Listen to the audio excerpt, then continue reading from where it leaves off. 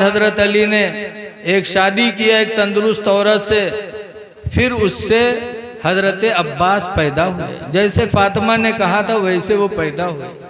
जब पैदा हुए बड़े खूबसूरत थे हजरत अब्बास अलमबरदार। खानदान के हर लोग खुश आते थे, गोदी में लेते थे, लेकिन अब्बास की आंखें बंद थी तो पूरे खानदान को गम, कितना खूबसूरत बच्चा, अब आंखों से माजूर हैं। सब लोग गोदी लेते थे, खुश भी होते थे, गमगीन भी होते थे।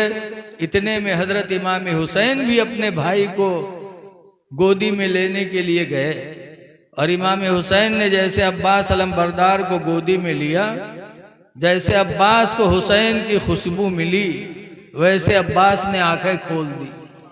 और खोली तो सबसे पहले अब्बास ने दुनिया में क्या देखा? इमाम हुसैन का चेहरा देखा। सबसे पहला चेहरा देखा हजरत अब्बास ने, हुसैन की गोदी में आंख खोली। इसीलिए जब 50 साल के बाद करबला का मंजर हुआ और हजरत अब्बास पर यजीदियों ने तीरें बरसाई, हजरत अब्बास जब घोड़े से नीचे आए तब पुकारा था, या मौला हो अदरिकनी, ऐ मेरे आका मेरी खबर लो। हजरत अब्बास इमाम हुसैन के भाई थे, लेकिन इमाम हुसैन को अदबन कभी भाई नहीं कहा। हमेशा इमाम हुसैन को अब्बास कहते थे, या मौलाई, ऐ मेरे आका। फातिमा ज़हरा की वसीयतें पूरी हो गई। जैसे वसीयत पूरी हुई मलकुल मौत आ गए। हदीस पाक में लम्मा नज़ल अलैहा मलकुल मौत, जब मौत का फरिश्ता फातिमा के दरवाजे पे नाजिल हुआ, वक़रअल बाब, और फातिमा के दरवाजे को खटखटाया। फातिमा पूछती कौन? बताया मैं मलकुल मौत रूह निकालने आया हूँ। तो फातिमा ने कहा था कि जिंदगी गुजर गई, किसी अजनबी ने मेरा चेहरा नहीं देखा, इसलिए मैं नहीं चाहती कि आखिरी वक्त मलकुल मौत मेरा चेहरा देखे। फातिमा ने दरवाज़ा नहीं खोला, मलकुल मौत वापस चला गया। हदीस में फ़क़बदल्लाह रूहहा, तो खुद अल्लाह ने फातिमा की रूह को कब्ज़ फरमाया। फातिमा रुखसत हो गई 11 हिजरी में। हमेशा आका कहते थे अदब था। अब आज तो कुछ बदतमीज है जो नबी को अपना भाई कहते। बताओ, हजरत अली को मेरे नबी ने अपना भाई कहा हिजरत के मौके पर। जब हुजूर मक्का से हिजरत करके मदीना गए, बहुत से मदीने के मक्का के गरीब मुसलमान मदीना पहुँचे, घर बार बीवी बच्चे माल दौलत सब मक्का छोड़ दिया, अल्लाह रसूल की मोहब्बत में सब छोड़कर मदीना पहुँच गए गरीब। तब हुजूर ने मदीने के अंसारियों को जमा किया और फरमाए, मदीने के अंसारियों, ये मक्का से आने वाले मुसलमान सब तुम्हारे भाई हैं। जब इतना कहा तो मदीने के अंसारी एक एक मक्का के मुसलमान का हाथ पकड़ पकड़ के घर ले जाने लगे। बचा कौन? मक्का से आने वाले में हजरत अली रदी अल्लाह अन्हु।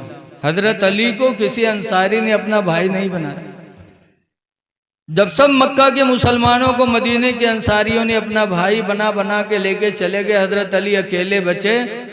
तब हजरत अली रोने लगे। जब रोने लगे तो हुजूर ने फरमाया, अली रो रहे हो? तो अली ने कहा था, क्यों न रोऊं या रसूल अल्लाह, मक्का से आने वाले सारे मुसलमानों को मदीने के अंसारियों ने अपना भाई बना लिया और हमको किसी ने अपना भाई नहीं बनाया, मैं क्यों न रोऊं? तब हुजूर ने फरमाया था, अली रो नहीं, मक्का से आने वाले मुसलमान ये सब मदीने के अंसारियों के भाई हैं, लेकिन तुम तो सरकार फरमाते अंत आखी फिद दुनिया वल आखिरा, अली तुम मेरे भाई हो दुनिया में भी और आखिरत में भी। वाह वाह वाह। सरकार ने हजरत अली को अपना भाई कहा, लेकिन अली की जिंदगी पढ़ डालो पूरी, अली ने जिंदगी में कभी रसूलुल्लाह को अपना भाई नहीं कहा। हमेशा हजरत अली या रसूल अल्लाह कहते थे, या हबीब अल्लाह कहते थे। तो हजरत अब्बास इमाम हुसैन के भाई थे, लेकिन कभी जिंदगी में भाई हुसैन को नहीं कहा, बस मौला आका कहते रहे। लेकिन जब करबला में यजीदियों ने उनके जिस्म को छलनी कर दिया, घोड़े से नीचे आए तब पुकारा था, या मौला हो अदरिकनी, ऐ मेरे आका मेरी खबर ले लो। तब इमाम हुसैन गए थे और गोद में इमाम हज़रत अब्बास को उठाया था। उस वक्त इमाम हुसैन ने कहा था, अब्बास तुम मेरे भाई हो, लेकिन जिंदगी गुजर गई, तुमने मुझे अपना कभी भाई नहीं कहा। मौला आका कहते रहे, ऐ अब्बास मेरे कान तरस रहे हैं, कम से कम आखिरी वक्त अपनी जबान से मुझे अपना भाई तो कह दो। तब अब्बास ने कहा था, या आखा हो अदरिकनी, ऐ मेरे भाईजान मेरी खबर ले लो। उस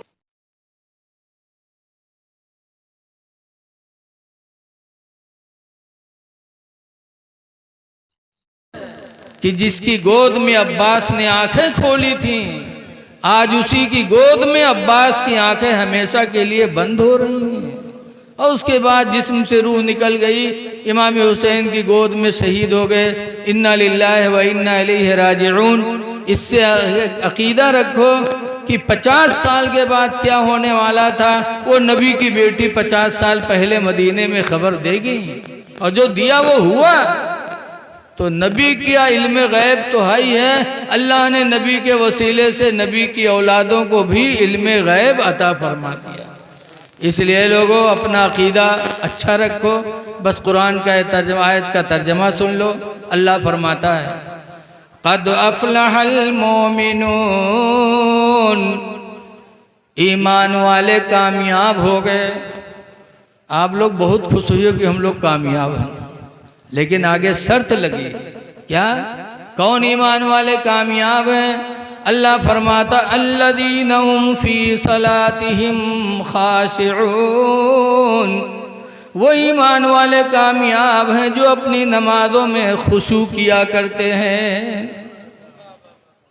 वो ईमान वाले कामयाब है जो नमाज़ों में खुशू करते हैं। खुशू का मतलब कि जब नमाज पढ़ते हैं तो उनकी पूरी तवज्जो खुदा की तरफ होती है, तो वो कामयाब है। और जो नमाजें नहीं पढ़ा था, बताओ उनके क्या हाल है?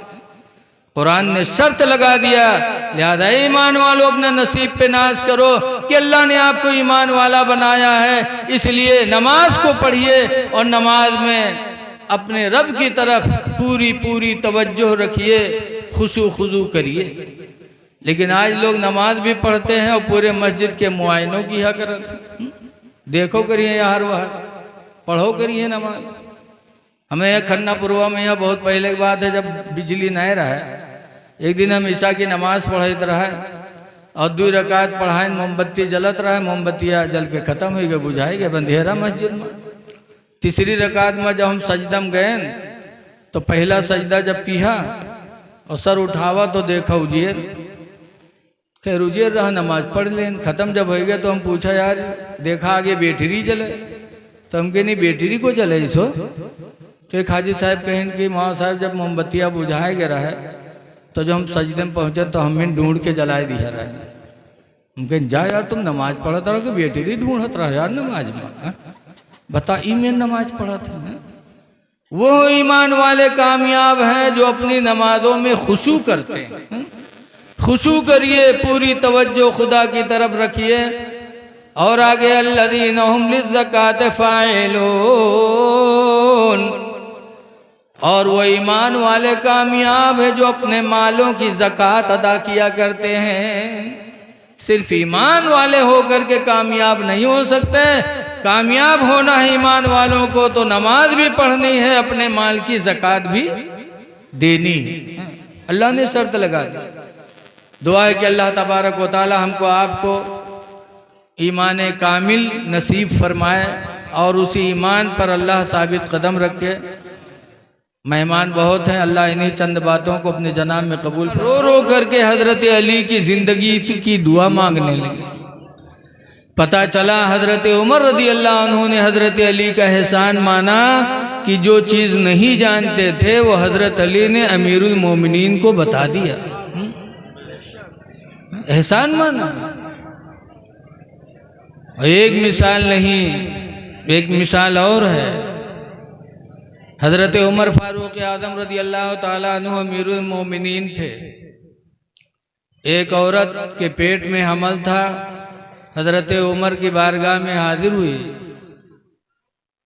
और कहने लगी, है अमीरुल मोमिनीन, मेरे पेट में जो बच्चा है ज़िना का है, मुझसे ज़िना हो गया, हमल ठहर गया है अमीरुल मोमिनीन। मैं चाहती हूँ कि इस गुनाह से अल्लाह ताला मुझे बरी फरमा दे। मैं माफ़ी मांगता हूँ, अल्लाह से तौबा करना चाहता हूँ। आइए बैठो, ये दुआ है। आजकल तो गुनाह करके लोग छुपाते हैं, और सहाबा के ज़माने में अगर गुनाह हो जाता था तो गुनाह को छुपाते नहीं थे, बल्कि गुनाह को ख़त्म करने का रास्ता ढूंढते थे कि गुनाह ख़त्म कैसे हो।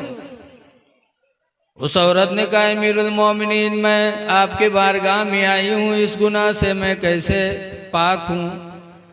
तो हज़रत उमर रज़ी अल्लाह अन्हु ने अल्लाह का एक हुक्म सुनाया।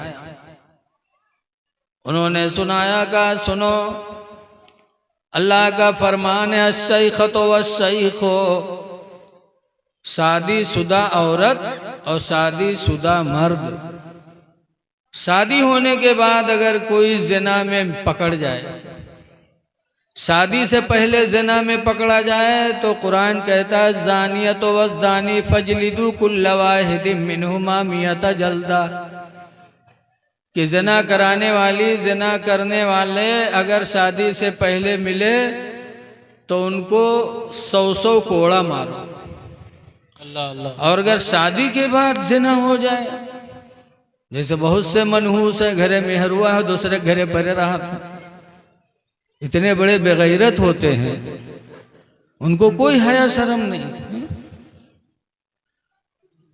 तो शादी के बाद अगर कोई ज़िना में पकड़ा जाए तो अल्लाह का फरमान है, अश्शैख़तो वश्शैख़ो, शादीशुदा मर्द और शादीशुदा औरत, इज़ा ज़निया, जब वो ज़िना करें, फ़रजुमूहा नकालम मिनल्लाह, तो उन दोनों को पत्थर मार मार के मार डालो। नकालम मिनल्लाह, अल्लाह ताला की तरफ से यही सज़ा है। औरत की शादी हो गई, फिर दूसरे से ज़िना करा लिया, मर्द की शादी हो गई, फिर किसी दूसरी औरत से ज़िना कर लिया। तो कुरान कहता, अल्लाह का हुक्म है, ये आयत मनसूख हो गई, इसकी तिलावत, लेकिन हुक्म आज भी बाकी है, सहाबा के ज़माने में बाकी था। तो हज़रत उमर फारूक आज़म ने खुदा का फरमान सुनाया कि शादी होने के बाद जो ज़िना में पकड़ा जाए उसे पत्थर मारो, इतना मारो कि मर जाए, अल्लाह की तरफ से सज़ा यही है। उस औरत ने कहा, अमीरुल मोमिनीन, मैं अल्लाह की सज़ा को कबूल करने के लिए हाजिर हूँ, आप अल्लाह का सज़ा मेरे ऊपर नाफिज करिए। हज़रत उमर रज़ी अल्लाह ताला अन्हु ने हुक्म दिया, मदीने के लोग पत्थर ले लेके उस औरत को मारने के लिए खड़े हो गए, चारों तरफ से पत्थर बरसने वाले थे। इतने में हज़रत अली शेर खुदा आ गए। हज़रत अली जैसे आए और उस औरत के पेट पे निगाह पड़ी, पेट बड़ा था, समझ गए इसके पेट में बच्चा है। फौरन आते आते कहते, हाँ रुको रुको, क्या हो रहा है, क्या होने जा रहा है, रुक जाओ सब लोग। सबको रोका हज़रत अली शेर खुदा ने। हज़रत उमर फारूक आज़म अमीरुल मोमिनीन है, पूरी दुनिया के प्रधानमंत्री, बादशाह, उनसे कहते हैं, अमीरुल मोमिनीन, ये क्या होने जा रहा है। हज़रत उमर ने कहा, अली, इसके पेट में जो बच्चा है ज़िना का है, इसकी शादी हो चुकी है, इसलिए अल्लाह का हुक्म है कि इसे पत्थर मार मार के मार डालो। तब हज़रत अली कहते हैं, अमीरुल मोमिनीन, ये हुक्म इलाही ज़रूर है कि शादी होने के बाद अगर ज़िना में पकड़े जाएं तो पत्थर मारो, इतना मारो कि मर जाए, लेकिन अगर ज़िना से हमल रुक जाए तो रसूलुल्लाह सल्लल्लाहु अलैहि वसल्लम ने फरमाया है कि अगर हमल रुक गया है तो बच्चा पैदा होने से पहले औरत को पत्थर न मारा जाए। जब बच्चा पैदा हो जाए तब औरत को पत्थर मारा जाए, इसलिए कि ज़िना में कसूर औरत का है, उस पेट में बच्चे का कोई कसूर नहीं है। नबी ने फरमाया जब तक बच्चा पैदा न हो जाए तब तक औरत को सजा न दी जाए। गुनहगार औरत है, पेट का बच्चा नहीं है, बेगुनाह को कैसे मारा जाएगा। जब हजरत अली ने हुजूर की हदीस बताई तब हजरत उमर फारूक आदम रोने लगे और रो के कहते हैं लौला अलीयुन, या अल्लाह अगर आज अली ना होते, अली ना आए होते, लहलका उमर हो, तो उमर तो बर्बाद हो गया था, उमर हिलाक हो गया था। आज इस औरत की जान जाती, बच्चे की भी जान जाती, कल कयामत के दिन में उस बेगुनाह बच्चे को क्या जवाब देते। अली ना आए होते तो उमर हिलाक हो गया था। पता चला कि सहाबा दीन की बात बताने वाले का एहसान मानते थे। ऐ लोगों, आप भी कारी ताज मोहम्मद का एहसान मानो, अपने मस्जिद के इमाम का एहसान मानो कि आपका इमाम हर जुमा को खड़े होकर आपको कुछ न कुछ दीन की बातें बताता है। मदरसे के मुदर्रिस का एहसान मानो कि आपके बच्चों को इल्म दीन से संवारते हैं। एहसान मानो, ये बहुत बड़ी दौलत है जो आज इन बच्चों के सीने में अल्लाह ने महफूज फरमाया है। इसलिए लोगों, इदारों को न भूलो, मदरसों की तरफ हमेशा अपनी तवज्जो रखो। कहीं का भी कोई मदरसा सुन्नी हो तो उसकी ज़रूर मदद करते रहो, इसलिए कि वहाँ से दीन फैलता है। उस मदरसे का एहसान मानो। मैंने कुरान की एक आयत पढ़ी है। आज बहुत से लोग कामयाब किसको कहते हैं? कोई के भट्ठा चले लागे तो कहते फलनवा तो कामयाब होगा, कोई के कंपनी चल गई तो कहते फलनवा तो बहुत कामयाब है, किसी को सरकारी नौकरी मिल गई तो कहते फलनवा तो बहुत कामयाब है। लेकिन कुरान ने किसको कामयाब कहा?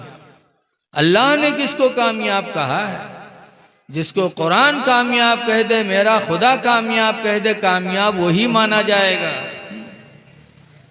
कुरान ने किसको कामयाब कहा? अल्लाह ताला फरमाता 18वां पारा के शुरू में, क़द अफ़लहल मोमिनून, ईमान वाले कामयाब हो गए, ईमान वाले कामयाब हो गए। आज ये इस जलसे का नाम है कंजुल ईमान, यही तो है, कंजुल ईमान कॉन्फ्रेंस है। ईमान का खजाना इसके अंदर लोगों को दिया जाएगा। अभी हजरत आएंगे और आपको बिल्कुल पिलाएंगे इंशाअल्लाह। क़द अफ़लहल मोमिनून, ईमान वाले कामयाब हो गए। कामयाब ईमान वाला है। ईमान ये बहुत बड़ी दौलत है, बहुत बड़ी दौलत है। इसीलिए हजरत इमाम आदम अबू हनीफा जो हम सब के इमाम हैं, एक जगह तकरीर कर रहे थे, ऐसे जलसा होता रहा, तकरीर करता रहा, इतने में एक बुढ़िया अपन छगड़ी लेके आए गए। ओके, छगड़िया के दाढ़ी रहे लायक सामने ठड़ियाए दी। इसके इमाम साहब ही बताओ कि तुम्हारी दाढ़ी बढ़िया है कि हमारे बकरिया की दाढ़ी बढ़िया है? हम लोग हो तो झपड़ियाए दी बुढ़िया का। लेकिन इमाम आदम अबू हनीफा बहुत संजीदा इंसान थे, बहुत संजीदा थे। उन्होंने फरमाया, बूढ़ी माँ सुनो, अगर मैं ईमान पर दुनिया से गया, अल्लाह ने मुझे ईमान पर उठाया, तो मेरी दाढ़ी तुम्हारी बकरी की दाढ़ी से कई दर्जा अच्छी है। और अगर खुदा ने क़यामत के दिन मुझे बेईमान अगर अल्लाह न करे, अगर मैं बेईमान हो के दुनिया से गया, तो तुम्हारी बकरी की दाढ़ी मेरी दाढ़ी से बहुत अच्छी होगी। इमाम आदम जो हम सब के इमाम हैं, वह भी वो उन्हीं का इमाम मानत है, सुन्नियों उन्हीं का इमाम मानत है। बोलो मानत है कि नहीं मानत है? और उन्होंने कहा कि अगर मैं ईमान पर गया तो मेरी दाढ़ी तुम्हारी बकरी की दाढ़ी से अच्छी, और अगर मैं बेईमान हो कि खुदा न करे कहीं चला गया तो तुम्हारी बकरी की दाढ़ी मेरी दाढ़ी से अच्छी। पता चला इमाम आदम ने साबित कर दिया कि चाहे नमाज हो चाहे रोज़ा हो, सारी चीज़ों का दारो मदार ईमान पर है। इसीलिए कुरान भी कहता है क़द अफ़लहल मोमिनून, कामयाब तो ईमान वाले हैं। अपना ईमान मजबूत करो। आज ईमान के लुटेरे बहुत घूम रहे हैं। आज मोबाइल का ज़माना है। बहुत से अहले हदीस गुमराह तरह तरह की बात अपने मन की मोबाइल में फैला देंगे और नीचे लिख देते हैं अल हदीस, बुखारी की हदीस, मुस्लिम की हदीस, और बात उनके मन की होती है। अब आदमी देखता है तो कहता है अरे ये तो बुखारी शरीफ में है, अरे ये तो मुस्लिम शरीफ में, और ये देख करके मुसलमान गुमराह हो जाता है। ऐ लोगों, जब ऐसी बातें मोबाइल में देखो तो खुद न मानो, बल्कि अपने इमाम से पहले उसकी तस्दीक कराओ, अपने मदरसे के मौलाना से तस्दीक कराओ। ये ज़माना बड़ा पुरफतन ज़माना है। इसलिए अल्लाह ताला इस दौर के फितनों से हमको आपको बचा ले तो बहुत बड़ी बात है। इमाम गज़ाली ने कीमियाए सादत में लिखा है कि फ़कीरों की एक जमात जंगल गई, अल्लाह अल्लाह करने वाले फ़कीर जंगल गए तो जंगल में देखा कि एक पेड़ के नीचे एक आलिम साहब बैठे अल्लाह अल्लाह कर रहे हैं। फ़कीरों ने कहा रे आप आलिम हो, आपकी जगह जंगल नहीं है, आप किसी बस्ती में जाओ और दीन की बातें लोगों को बताओ। ये जंगल हम फ़कीरों की जगह, हम फ़कीर लोग बैठ के इसके अंदर अल्लाह अल्लाह करेंगे, तुम आलिम हो, आलिम का काम है कौम में जा करके दीने रसूलुल्लाह को फैलाना, जाओ। तब उस आलिम ने जवाब दिया था, कहा था सही कहते हो, लेकिन अब कौम के अंदर रहकर बस्ती में रहकर अपना ईमान बचाना ही मुश्किल हो गया, इसलिए मैंने जंगल पकड़ लिया। तो ईमान बचाना बहुत मुश्किल काम है, और जिसका ईमान बच गया समझ जाओ दुनिया में भी कामयाब, आखिरत में भी कामयाब। इसलिए ईमान बचाने की कोशिश करो। ईमान के लुटेरे बहुत घूम रहे हैं। अभी